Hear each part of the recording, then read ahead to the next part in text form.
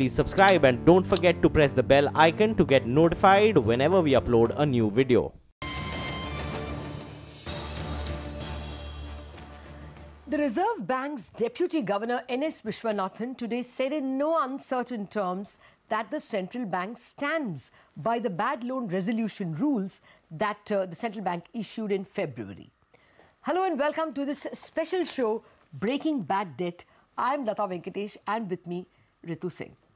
Well, thank you, Latha, for introducing us. Well, as you spoke about the Deputy Governor's speech, of course, today laying any sort of, rest with rumors that there is a chance of the NPA circular being tweaked. Bank shares also tumbled as many bankers and companies were hoping that RBI will ease some rules. To recapitulate, on Feb 12th, RBI issued a game-changing set of rules to resolve the bad loans or NPAs. It said that banks should consider a borrower a defaulter the payment becomes overdue and intimate to the central database or the acrylic name of the borrower that very week. Bankers were hoping that they could give borrowers at least 30 days post that due date. Okay. Second, the Reserve Bank said that all stressed loans above 2,000 crore rupees should be resolved in 6 months or taken to the NCLT. Again, bankers were hoping for more time and, time to resolve the bad loan because resolutions tend to be time-consuming. Thirdly, bankers were hoping the Reserve Bank would change the rules to say that 75% of the lender's approval should suffice to put through a resolution. Mr. Vishwanathan, the Deputy Governor, didn't quite oblige. Well, today we have a whole host of guests to discuss where this leaves banks and the resolution process. But before we invite and introduce our guests, let's hear out key statements made by the Deputy Governor Vishwanathan. However, one has to note that default in payment is a lagging, not a leading indicator of financial stress of a borrower, and the framework provides 180 days after the default to put in place a resolution plan. So lenders, therefore, need to be proactive in monitoring their borrowers and be able to identify financial stress using a combination of leading indicators and renegotiation points in the form of loan covenants rather than wait for a borrower to default.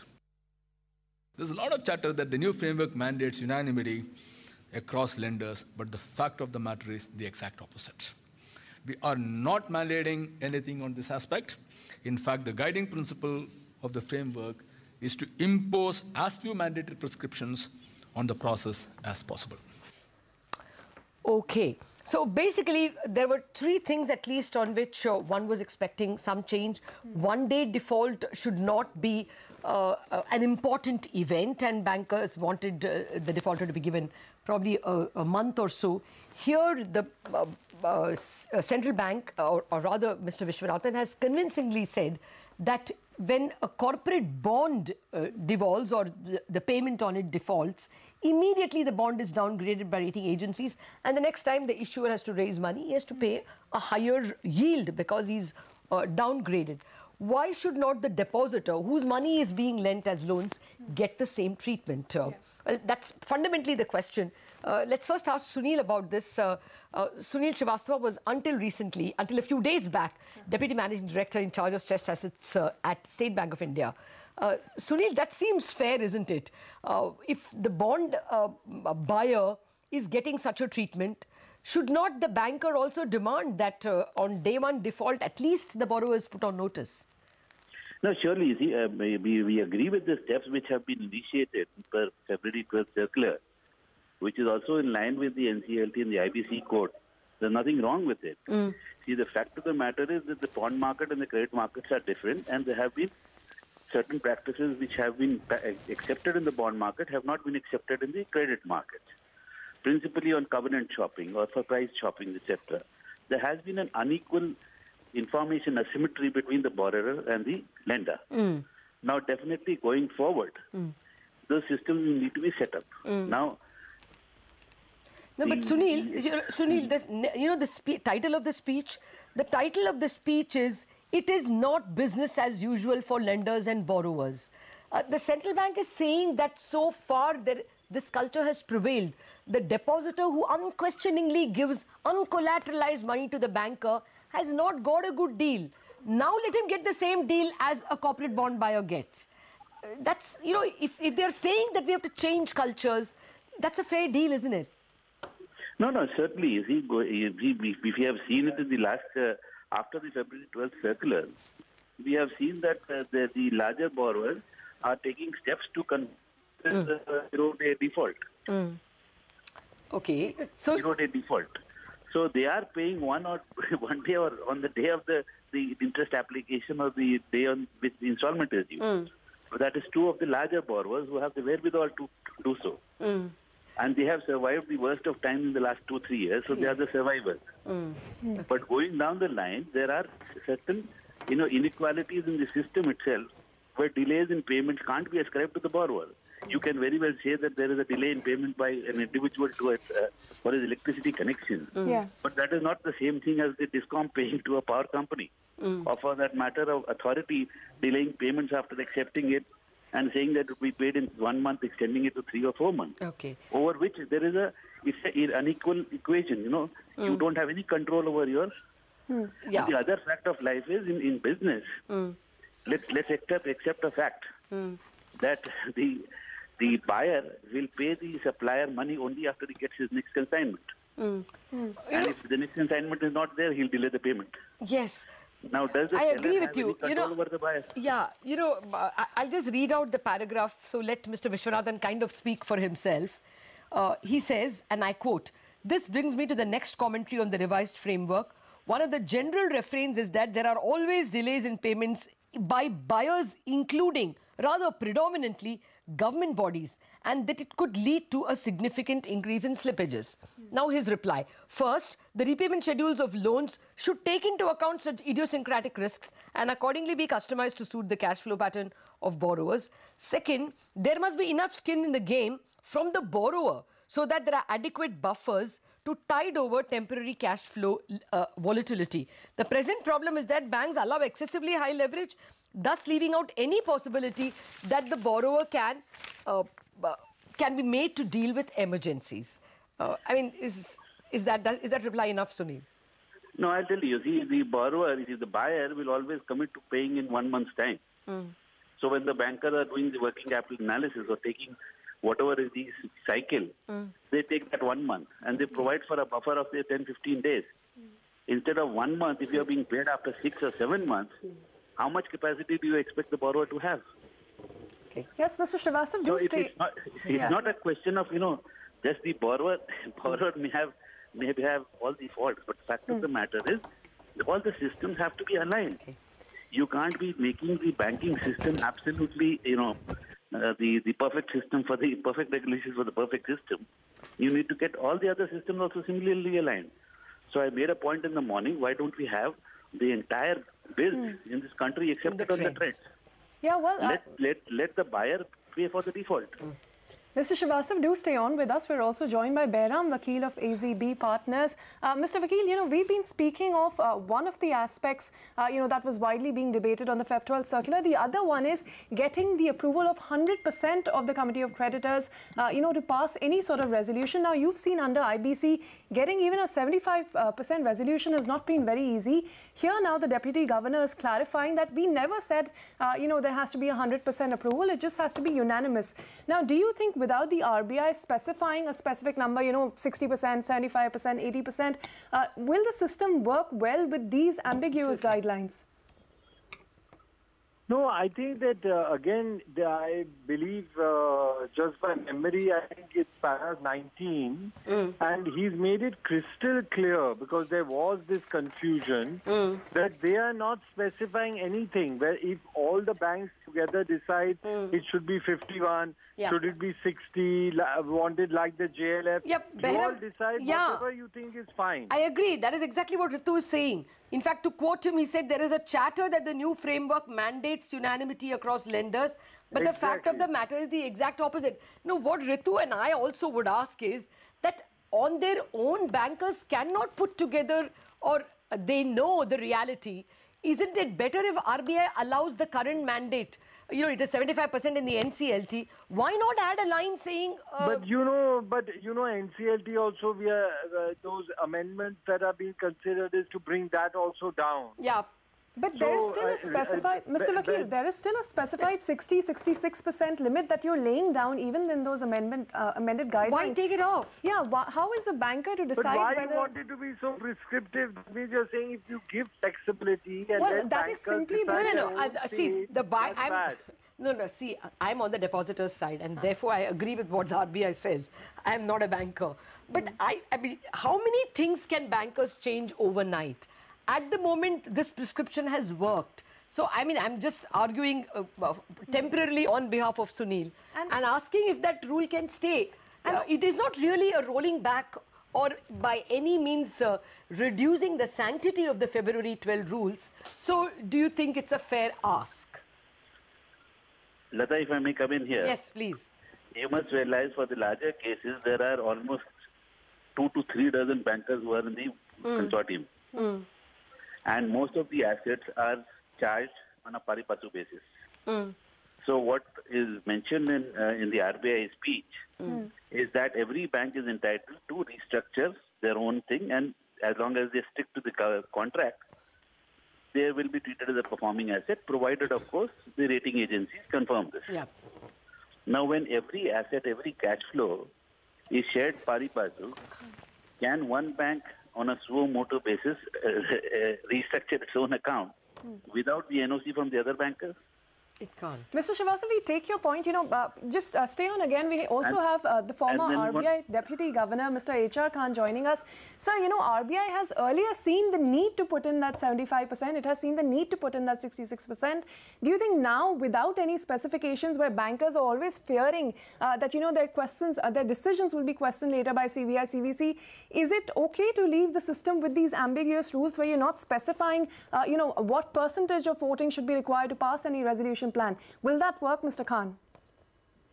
No, it's a tough trade-off between providing flexibility and having a rule-based system.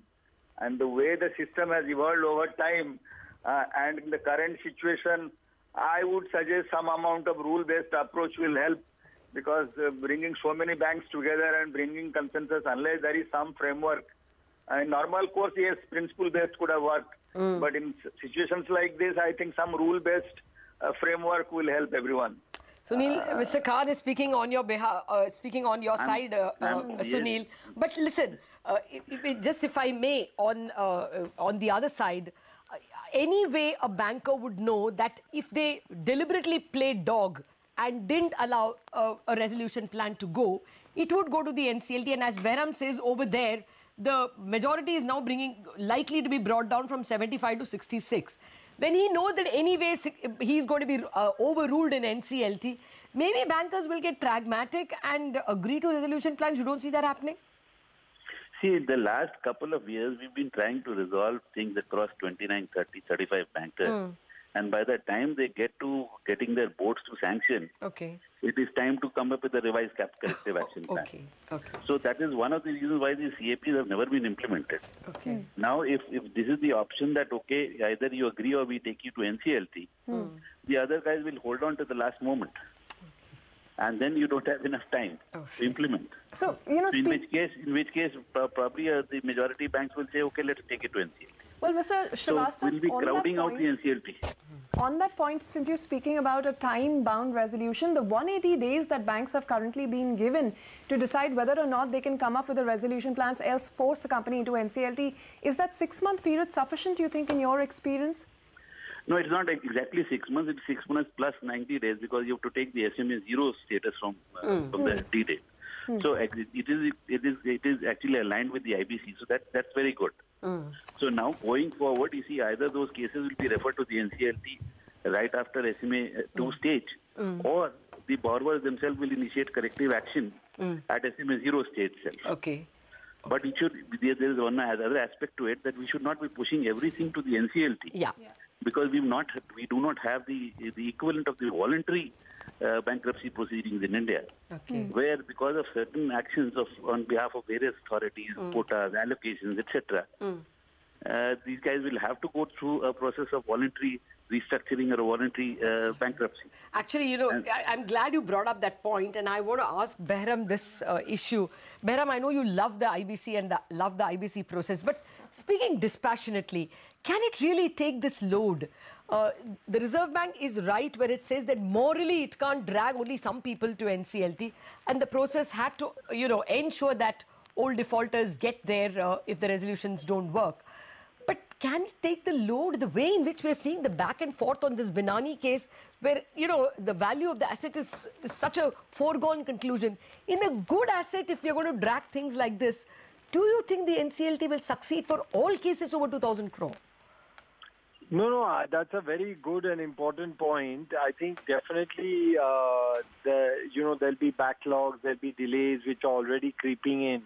And in spite of them making every effort, and the courts also having given us quite a lot of these cases, a lot of priority. But it cannot be endless. I mean, one side is that if it is gradual, which I believe that will happen, rather than, everyone waiting for October, some of the cases may start coming in earlier when the banks feel that there's no movement being made. But on the flip side, government is saying that they're going to double the strength, both of the benches and the support staff, which is very, very crucial, the entire infrastructure. So they are aware that without that, it will lead to a huge issue. Oh, right.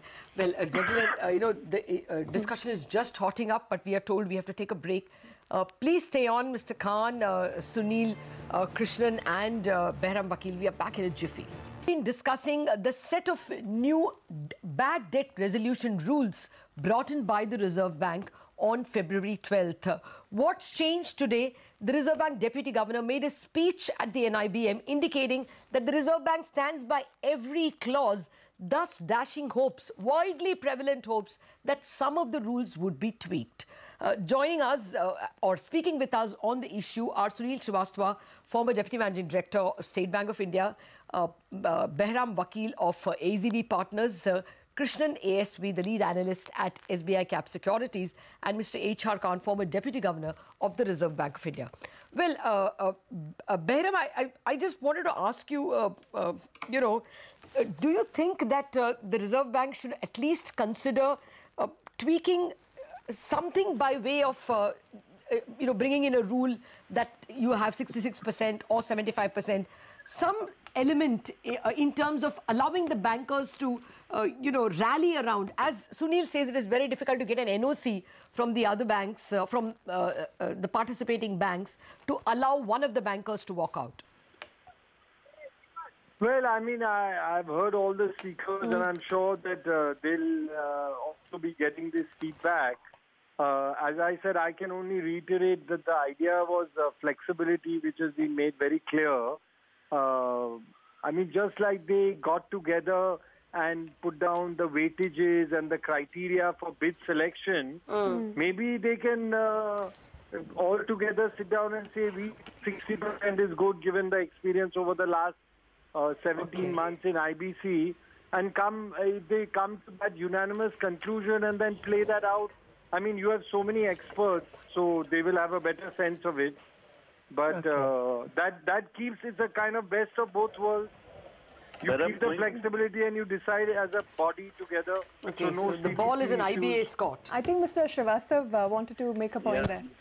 Behram, going forward, definitely in all intercreditor agreements, we can include the clause that 66% of the consortium will prevail. But how do you manage the intercreditor agreements which have been executed in the past and which can't be changed unless all of us agree to it? So we are discussing the past cases. Definitely going forward, the governance are going to be more prescriptive and the intercreditor agreement more tight. But we are talking about the previous cases. Okay.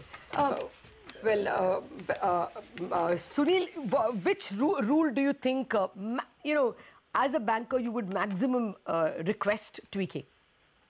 I would say that we are aligning it with the IBC, as Behram mentioned.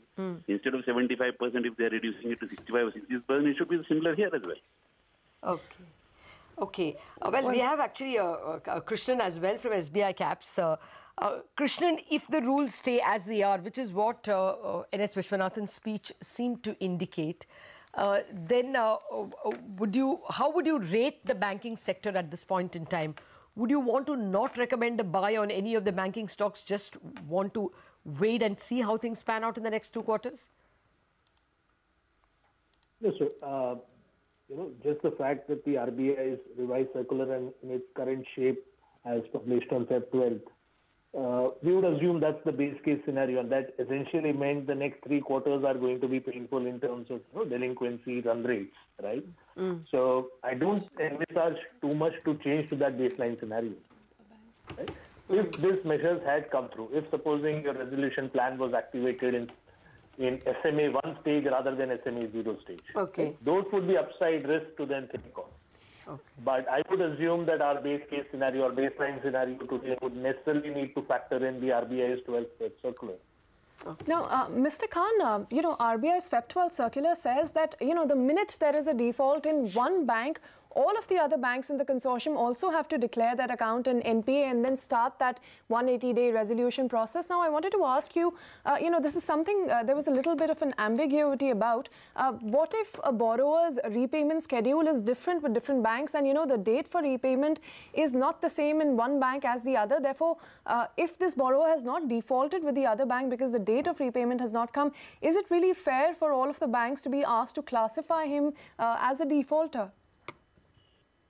No, this is a tough one. RBI has a dilemma of handling this multiple banking consortium banking arrangement accounts, and there are many borrowers who play one effect against the other. So what cash flows of one bank or one company is used for servicing the requirement of another group company or another bank's dues. Which is what they want to avoid. But then, hello. Yeah, which is what they want to stop, which is what the Reserve Bank wants to stop. So that's why you think it's a good idea. But there are also genuine cases. So it is very tough to draw a line between trying to do something where people take you for a ride and the genuine people who try to do. I think there has to be some balancing act. There has to be some balancing act. It's not easy. Behram, where would you stand on this? Is there a new set of rules saying that default with one bank is default with all banks because it is asking for a resolution to be put in place? How should bankers react if there is a default with some other bank but not them? I think it's again going with that, as all the speakers have said, it is a tough one, but we are going with this representative action, which is under the CNBC. So again, it's part of the same ethos. So a default in one, all bankers have to act, even if if it's not a default with them. Yep. Okay, I think we have got it. Exactly. Okay. All right, I think we're going to have a bad line. We have to thank you anyway because we are out of time. Mr. Khan, Sunil, Krishnan and Behram Vakil, thank you very much for joining us. There you are, Behram, saying that, you have to work with these difficult rules. Default with one bank, all banks will have to treat that borrower as a stressed borrower and look for a resolution. So life is changing or should change both for the borrower and for the banker. Credit culture needs to change is what Mr. N.S. Vishwanathan says.